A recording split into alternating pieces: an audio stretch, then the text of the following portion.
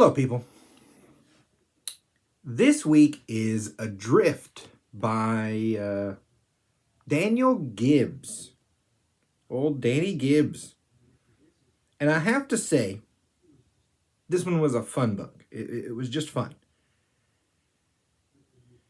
I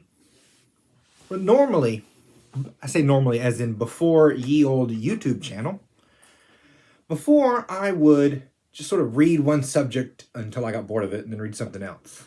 I don't think that's unusual. But I try for this channel not to do like 56 weeks in a row on, the English monarchy or something. I try and split it up. So I specifically went to Kindle Unlimited. It's a subscription that I have. It's not an ad. I just have it. It's not an ad. I take the Amazon money, but it isn't an ad. So I went to the old Kindle Unlimited, and I actually specifically looked for a sci-fi book. This came up. The synopsis was Ship Lost in Space. It's actually all I needed to read. I said, I'm going to go for it. Sounds fun. It did not disappoint. Is it the greatest book of all time? No, it is not. It's a solid 3 out of 5. It's not, what we say, beautifully written like your Dunes or something like this. But if you are feeling the sci-fi-ness, right? If you're like, I like Star Trek, but I want something a little different, but not in space, this will scratch the itch. What's the meme? What's that lady from the Netflix show? This brings me joy.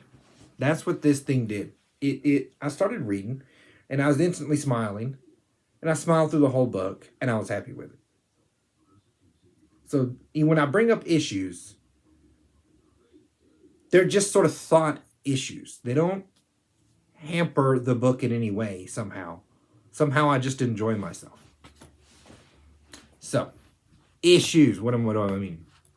Let's get into it. We start with a Major General David Cohen, and his ship is the Lion of Jeddah. They just completed, and this comes at you extremely quick. I think I got an example here. His XO. The sizable Syrian officer in the center of the bridge, Talget Aibek, was a member of the Royal Syrian Navy exchange program with the Coalition Defense Force. He had served with them for 3 years, and his reptilian form was a fixture. Every character sort of does this. It's almost like, I'm trying to think of those old school sci-fi shows where they wouldn't give a backstory, an episode or half an episode. They'll just come and sort of vomit out, all this person's credentials, all the backstory, broad strokes, and then just move forward. You can tell the author just wants to move forward. Whereas I feel like with more modern style writing, I say style because your modern style likes to give things time. Sometimes to a detriment. Sometimes the author gets lost in the weeds. Our author doesn't get lost in the weeds because he's weed whacking as he goes. This is Tim, our cook / xenobiologist, which he does just as a hobby. I'm glad you showed up with your navy blue jumpsuit with the patches on the side that say Amish.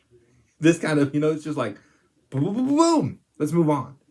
And then, of course, later, we all know these elements come to play and are useful to our story. And we're like, well, I'd have to set it up because I did set it up. Remember in that one paragraph where I gave his mini bio? Yeah, I set it up so I have to, you're not surprised. And I'm not. It's very funny. That's what I mean. It's not good.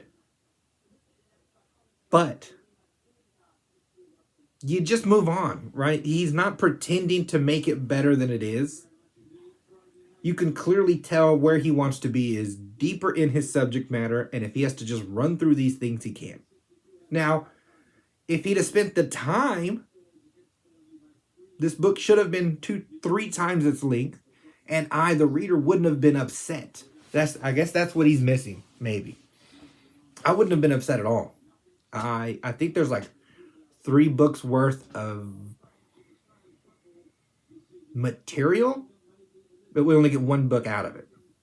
So what do you do? In any case, him and his crew and his reptile, I was so happy. I'm like, of course he's a reptile XO on an exchange program. Of course he is. Him and his crew have just spent the last 30 years fighting the League of Soul. The dirty communists. Yes, I said that right. They're commie pigs in space. And I'm like, works. It works. I just need a reason to not like these people. And if you say communist, I don't like them. Yeah, let's go with that. Space Nazi would have worked. Slavers.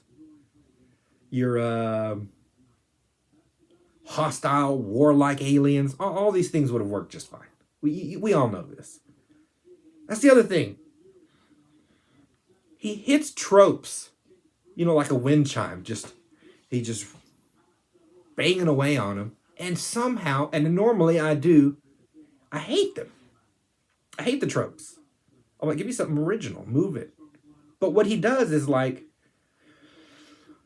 he hits the trope. You understand the ringing in your ear. That ringing fills in backstory, right? This is a general. I know what a coalition is. I understand the wars. I understand, what is it we say? An officer exchange program.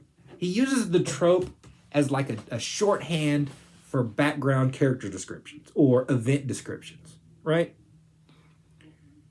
Then from that platform, he moves into, and he does different things, different unusual things.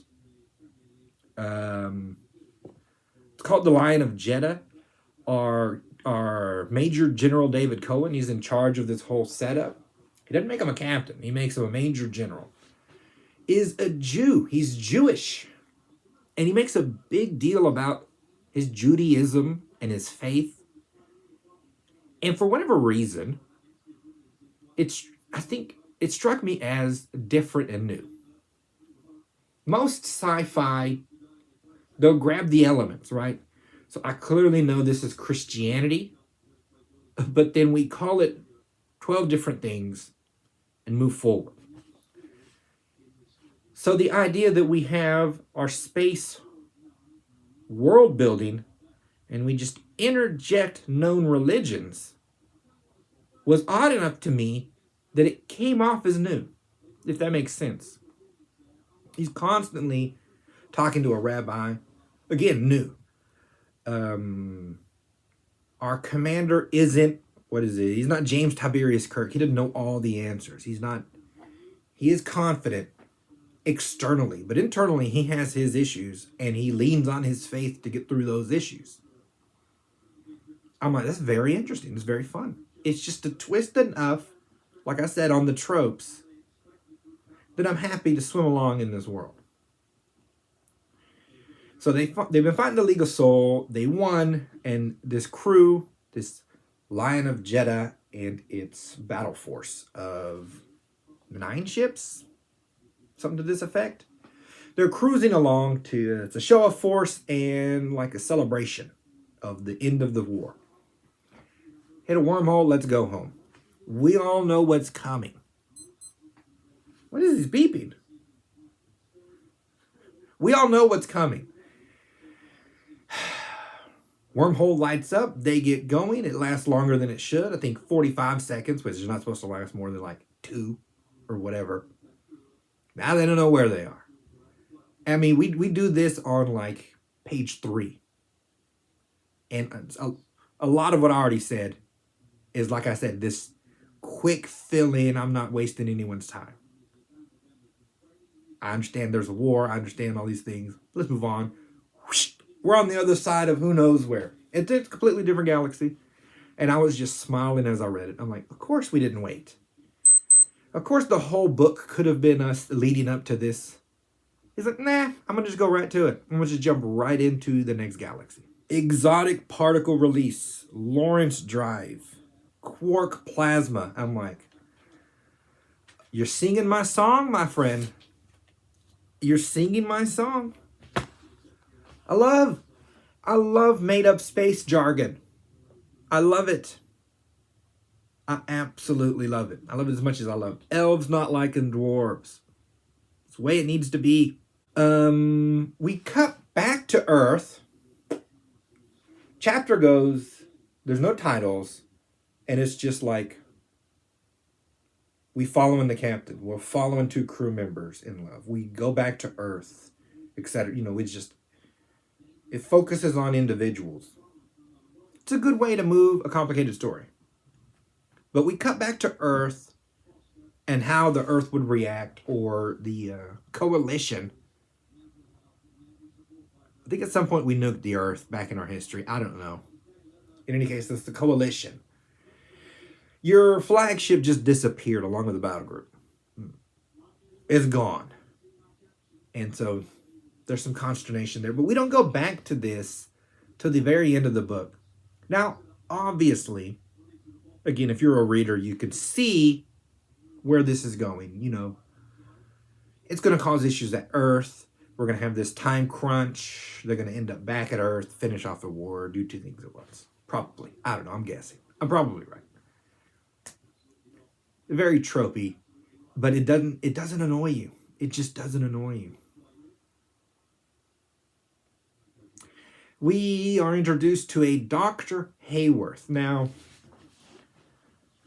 he doesn't do a great job of describing the people. He'll say their names, but if you don't take a decent amount of time, the reader won't register. At least I didn't register what these people are. So a lot of times I was confused as to who's a woman. Are any of these aliens? I don't know if they're dark, light, Indian, blonde hair. I know none of this. The doctor is like 80 years old. Now, he doesn't state it enough so that sometimes the doctor just sort of spouts off, because he's sort of an antagonist in the room. He's against a lot of the ideas everyone has. And if you think of him as maybe normal age, meaning if you have a battleship, the officers may be 35. The younger people work in the controls, maybe 22. Militaries tend to be younger. So in my head, the doctor's 36, 37 maybe. And so this comes off as highly abrasive. He's very annoying. He's a douchebag. He won't shut up. But if you remember that he's an old man, for some reason, I think it's at a certain age, you're not as physically maybe threatening as you would be. So any kind of arguments you make don't have the added weight of those repercussions. Also, we just get used to old people, saying whatever they want because they're old and don't care anymore. Between the two, I would have been less offended had I constantly remembered that he's older. You don't always have to say he's 80. You can remind me that he has gray hair. I think a couple of times he's like tired from going up steps, but it's I don't think it's enough. But he's our salty scientist, and we need him to figure out what the crap happened. What the crap happened was some kind of particle supercharged our wormhole and sent us, what do we say, 4.4 million light years from home, which is 35 years distance if you can do a jump a day at maximum range, which we don't have enough fuel for. And if we did, the ship won't, stand the rigors of that many jumps. So you're basically stranded. I'm like, oh, great. It's just a great setup. It took 2 seconds. Let's just move on. And he does. Our El Capitano, the General Cohen, one, he does a thing where he describes them, and again, it's an example of how you could do it. He always describes them as sliding into a chair. I don't know why. Slides into his chair. At first, you're like, what is that? Then you're like a little annoyed, and then you sort of accept it, and it feeds a kind of a cool factor into your guy. But you could have done that for every character, right? A kind of a, what do we say, a seasoning, verbal seasoning that follows a character. Those things help with the description, right? He didn't, and I don't hate him because I like the story and it was fun. But it's an example of how you could have done it better. He always slides into his chair. So he slides into his chair. He calls a conference. And I suppose if you're young and you haven't seen it, this would be sort of okay to you. But if you go watch a bunch of Star Trek, and you'll feel some of what he's doing here. Because he always calls a conference. He wants all his officers in one table discussing the big issue, whatever said issue is, for ideas, and then he'll make his decision. And I'm like, that works. I don't mind it. I don't mind discussions. I like discussions in a sci-fi. I don't particularly mind them around a table. I don't think there's particularly anything wrong with it. But later, and not too far later, mind you, because it's not a big book, we do mention that we have holograms. And so now I'm like, okay, if you're the most advanced flagship, hologram technology is real. You could call a meeting with every head of every department on every ship and project their holograms in front of you on the bridge. You never have to leave the bridge. Efficiency in the military, right? Why don't we do this? Why don't we call holographic meetings so you can see everyone face to face and read whatever body language you need to make your decisions? It's a minor thing, but it does show up and annoy me. Again, I say annoy.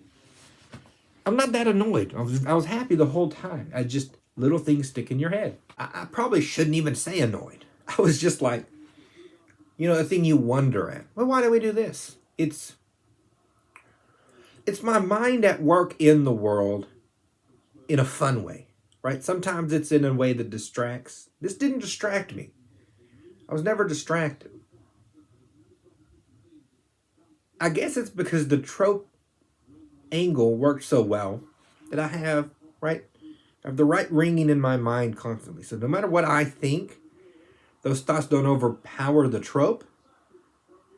And then the movement of the story runs roughshod over everything else. We get this sentiment from a few of the crew where they say, this isn't fair. We won the war. We should have our reward of going home. I don't mind that.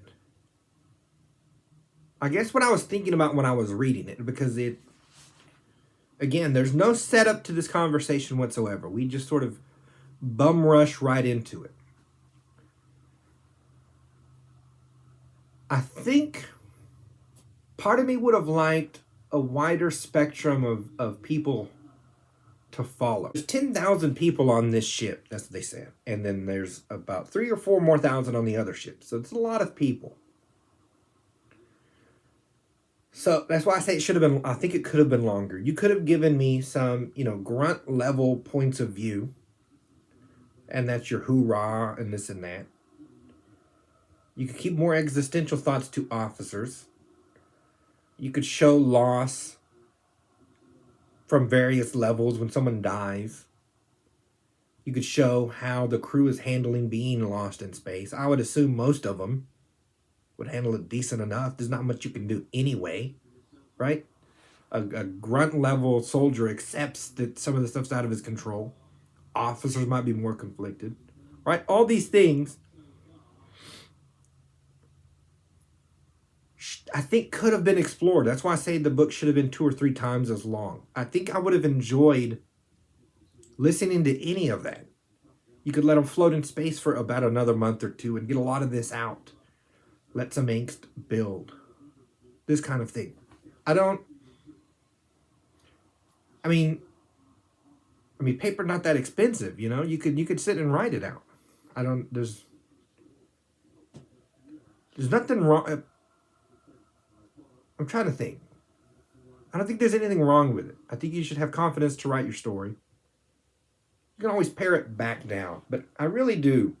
After I read it and during, I was wishing I had more of these extraneous things. And that's normally not the case. Normally I like, short and sweet to the point. And it almost doesn't make sense. Almost because of how little description we have. Why I'm so connected to these characters. But I kind of am. I don't know. So, we do some studying and we find there's some kind of new hyperparticle. And that's what shot us into this situation. And if we can follow the particle back, it leads to this thing, a planet. And so our Hayworth's like, that's got to be the super smart aliens who brought us here, because it's not an accident. They got to be smart. So let's go talk to them, hope they don't blow us away, and hopefully they can help us get back home. They put her over to the planet. We cut to what's clearly, he doesn't say it, and I think he does this part even better than the human parts. The introduction of the aliens. It's Selena Bohai. B-O''Hai. He does great in their names, the alien names. They sound alien. They look alien. Then he gives sort of, what do we say? The verbal spice here. Thousands of Mina away from civilization. She's eating fresh greens and Anktar. Anktar. Anktar. Anything with a K seems alien to me.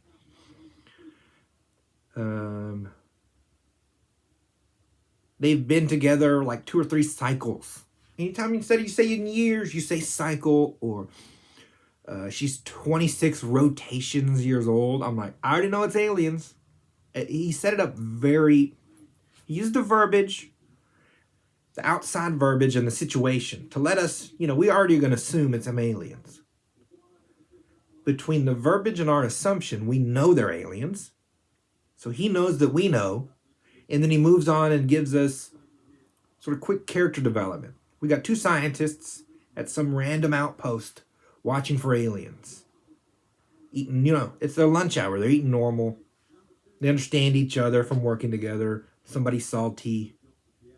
Somebody's overweight, this kind of thing, right? Just, naturalistic elements. Then they get the reading, right? They're sitting there like, is that a joke? It's not a joke. Is that real? Let me clear it up. I'm looking at some alien ships, some grainy looking alien ships. And I'm like, those are our guys, bro. That's my line of Jeddah and battle group. This is cool. I'm seeing the other side. And of course you then instantly think, what would it be like if you if you're somewhere, what are the UCLA or one of them colleges that has radio equipment scanning space? What would it be if you actually got like the reading? This is like actual aliens. No one was looking but you today, and you up to bat now. Such a fun element. We go right through it. We go right through. What did they go? They go, what do we do now? Who do we call? That's what you do in the situation, right? I'm like, okay, I see aliens. Now what? Do I just tweet this out? Oh, no, at least tweet it out to .gov. At least. The guy says there's a book over there. They look in the book. They make some calls. Glorious. Absolutely glorious. I love First Contact. Their president, their leader, their world leader is Zupan. That's the title. Zupan the title. And the name's Vogt. V-O-G''T. Again, great space names. You put a V and a G in the name, bro. and an apostrophe. It's alien, it's all get out. We then spend a good few chapters on our first contact. Alien First Contact. This is, again, everything that happens in this book is just fun to me. Every little bit. Even when it's not well done, it's fun. And by not well done, I do mean the tropes. I don't mean... Nothing he wrote is wrong. It's just not as filled out as it could be, if that makes sense. He could have had more. We could have had more. I want more. I always want more. When the story elements are good. We had a great... What do we say? We had a great skeleton. And you could have put more flesh on it. From the aliens' point of view, this is a first contact. They don't know about any aliens in space. Other than there's a close neighbor planet. But they look the same as them, and they've been at war for like 4,000 years. And so they're at war right now, and at any moment they could always, threaten to blow each other up. So, of course, their first thoughts are, is this an enemy craft? Or is this an invasion? They're in a military mindset about it. Cut to our humans, scans quickly show, like, these people are puttering around on steamboats compared to us. This is what is happening. They don't know what's happening. Their coalition back on normal space. There's multiple aliens. So finding new aliens doesn't surprise them. They're the more advanced in the situation, so they're not really in danger. But they do need to get to the planet and find out the source of this signal. So they press forward. Now, they make a big point of saying they don't have a first response team, a team that would be dedicated to an alien first contact. And while I get that, I mean, would a flagship not have everything it needs? I can see it not maybe having a first contact because you don't think of it as an exploratory vessel. That makes sense to me. What doesn't make sense is you tell me you don't have a manual. No one left a book. And I mean, we're advanced. We have holograms. It'd be a digital download, people. You know how many? Like 5,000 books fit in this Kindle, bro. It's not that big. You could have had one tablet sitting in some shelf somewhere. That, like, here's all our laws. Here's the manual for first contact. On the off chance someone somewhere has one without a first response team aboard, here's what the officers should do. Read this, right? There'd be protocols in place. Here's things we've been known to do, etc., etc. In any case, we don't have that. And I think it's sort of like, let's just pretend we don't know this thing so that we can have this stressful situation. Right? I went with it. It didn't bug me too much. I think about it after the fact. But it didn't ruin the story. You can ruin it. Nothing he does ruins it. If I need to disregard a few things here or there, I'm apparently happy to do this for some reason. I'm very happy with this book. They disregard that. And it's a tenuous race to find some kind of commonality in our speaking to get some messages across. the alien they send, it's the lady, what was her name? Bohai, because she's the only expert they have, because she found the signal. They send a Bohai and a bunch of military guys. And the one in charge is just like a fanatic. And he's like, I'm going to blow him out of the sky. He shoots off like 4 nuclear warheads. And of course, our line of jet is just like, that was easy. Even if we couldn't, pinpoint and blow them out of the sky, if they hit, they wouldn't even get past the shields. If they would get past the shields, they wouldn't even damage the hull. What are we doing? But the guy doesn't let up. He's like, I'll ram them before they attack my planet. Of course, he's stripped of his command and he walks off indignantly. I love it. Of course, from then on, we have peaceful interactions. We build some kind of language matrix that can feed into communicators you wear so that I talk and you hear your clicks and your alien language. And when you talk, I'll hear mine shortly after you say anything, unless it's too complex a word. Now, we only have like 4 instances of a word that's too complex. Like, you don't know what Godspeed means. You know, this kind of, there's one-off moments, and they're sort of used to, one, oh, the communicator's still working his stuff out, and the other is to get into Godspeed means what it means. He has a point to say, and he just says it. But other than that, we're just communicating effectively with these aliens. That's behind us. It's not an issue. And move forward. And I'm like, all right, we're moving forward. Of course, the aliens look basically like us, except a higher nose bridge, some purple hair, some different hair colors. Maybe the eyes are a little different. It's your classic Star Trek alien. Classic. You just need a little bit of action somewhere on the eyebrows or right on the nose. It's clearly an alien. They're clearly different. Humanoid's the most common of evolutionary designs. I love it. I'm going to go with it. The Doctor then starts bringing up issues, right? Because he's a annoying kind of character. And he's mad that he's like, we should move on. We shouldn't even mess with this planet because they're so beneath us that we shouldn't interfere with a smaller culture. And I'm like, that's the prime directive. Prime directive being non-interference by advanced races. From ye old Star Trek. They seem to act like this is a thing for them. I don't know if it fits their culture. Right? We have coalition space. We don't get too much talked about it. But from what I gather, you get your own zone, right? This zone acts this way, that planet acts that way. There's freedom of religion because there's space. And if you don't like how people treat Jews, you can just go to the Jew planet and be happy as a Jew there, etc., etc. So I don't know if that type of a people would have a prime directive. You can ingest any sort of new aliens / cultures easily because they can just be then given certain amount of space.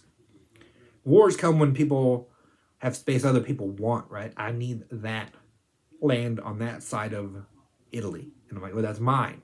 Well, let's fight about it. So I'm not sure the prime directive would be a thing for them. It's clearly a thing for our author, and he liked to play with it. I don't know if it particularly fits this culture.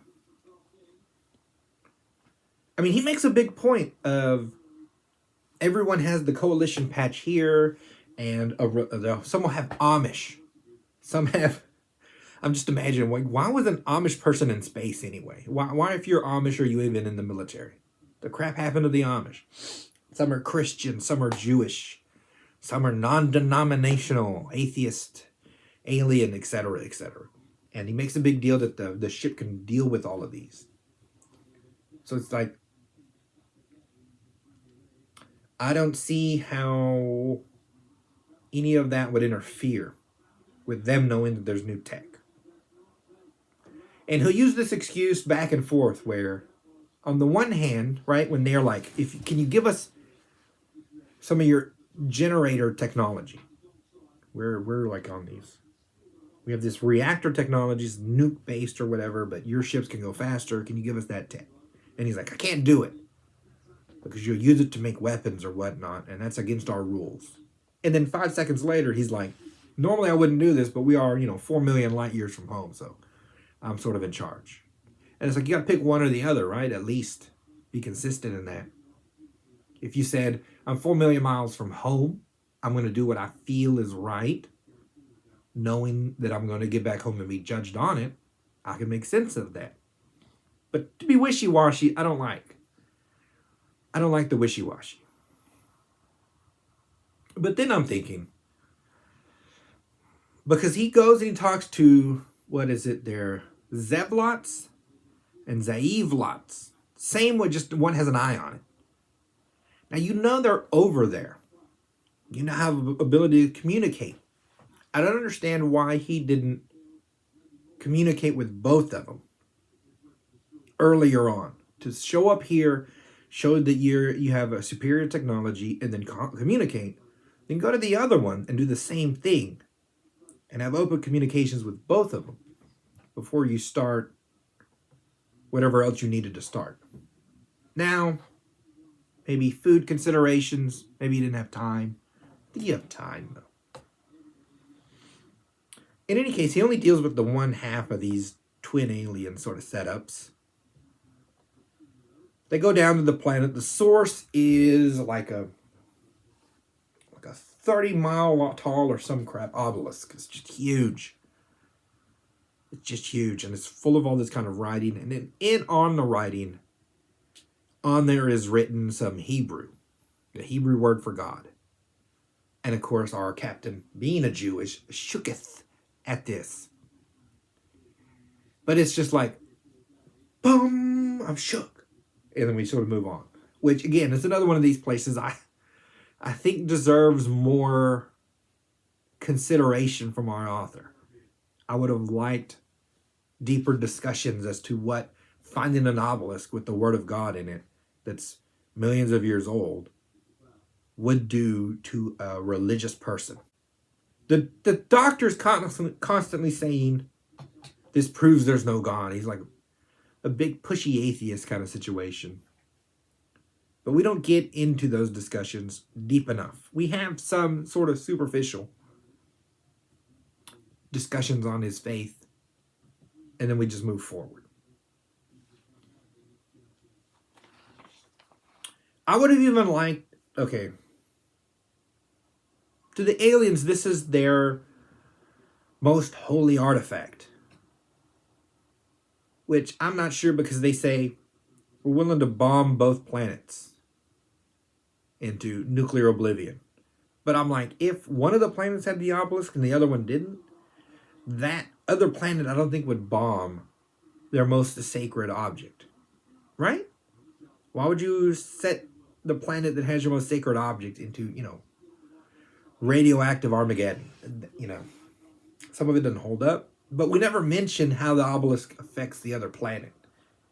They would just hate each other. We just want to blow each other up. That's the main point. That's what you need to know. I go with it, but I'm questioning it now.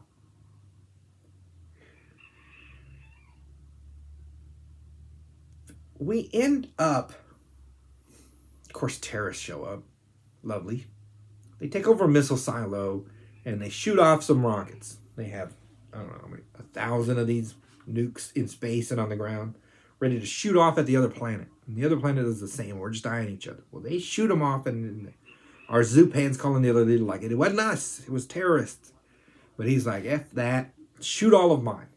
So our line of Jeddah and company, the whole battle group, works to destroy all of these missiles. Some of them are duds. They're just to distract you. We get a guy, and again, we don't have any time with this character. But because each nuke could be hitting a city and 1 million people could die, or 20 million people could die, right? So our lonely soldier here, with no more bullets and missiles, kamikazes onto the missile, blows it up, saves people, right? One on each side gets through, so one town gets destroyed, and one hits in the ocean. So instead of both planets losing billions, we only, hit a lightly populated area and we lose these soldiers. But I felt it in the moment. I'm a sucker for some selfless heroism to begin with. But I felt it going in when he's like, you don't have any missiles. How are you going to stop it? Don't worry about it, boss. I got it. When a soldier's just sort of selfless when they jump on their grenade, these always get me. Teared up a little, not gonna lie. Teared up a little when this guy did it. And I have no connection to the character. That's why I was thinking, if we had more points of view given more time, I'd have been bawling like a baby, right? I remember that for a long time. You lose some of the impact because you went so quick, I think.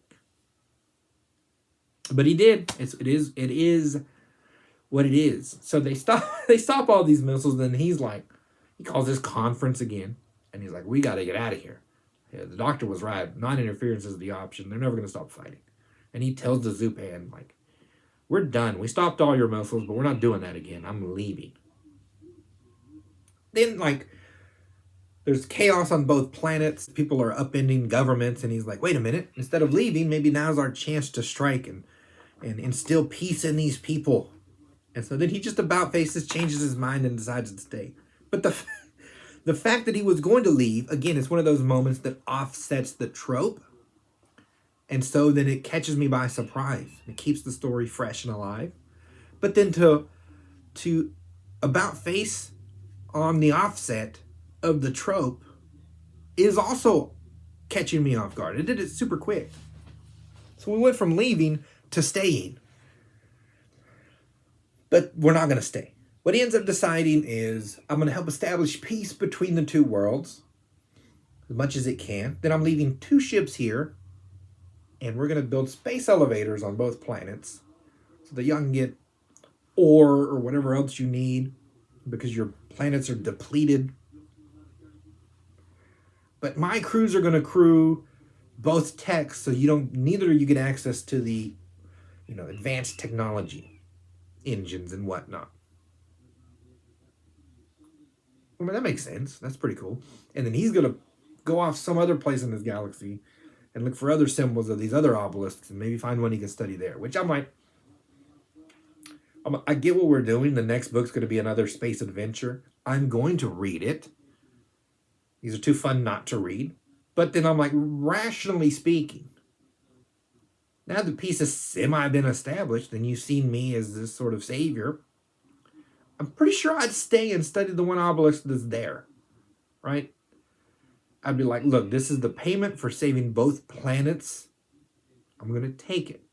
I'm going to study this object. You can, it's our sacred object. It has my God's name on it too. I'm not going to destroy it. In any case, you can't stop me, so this is what's going to happen, right? A little bit of dictator. I do a little dictatorish. But we want a reason to float around for a little while. And I guess I'll take it. We end up with some scientists from Zevlot and Zeviot on board our ship to help us when we meet other aliens, and et cetera, et cetera. They're just scientists. We don't have enough scientists. And they're trained scientists, even though they're way behind. And then that's how the book ends. I was very happy. This says it's one of 6 books. I think all 6 are on Unlimited, so I'm going to read all 6 unless something changes and the other ones start to suck, which I don't think they're going to. None of it annoyed me. Not one moment was I annoyed. Even with all the things that I said, even the things I brought up when I'm reading the actual book, I'm thinking these things, like I said, in passing, but they don't ruin it. This is really a popcorn, what do they say, a popcorn movie? It's a popcorn book. You just sit back, enjoy the ride, eat some popcorn, and then move on to the next one. It's very fun. It's very fun. All right, that's Adrift, people. That's Adrift. And these are my ads. These are my books. Are my books as good as Adrift? I'd say they are. I'd say they're better. I'd say my books are better than this book. Yeah, I said it. As fun? Maybe not. Maybe not as, quote, fun, but better. I'll say it. I'm not afraid. Okay, people. If you want to help the channel, you buy my book. If you don't, you can just enjoy the channel. I'm fine either way. Because I'm reading either way. I will talk to you lovely lot next week.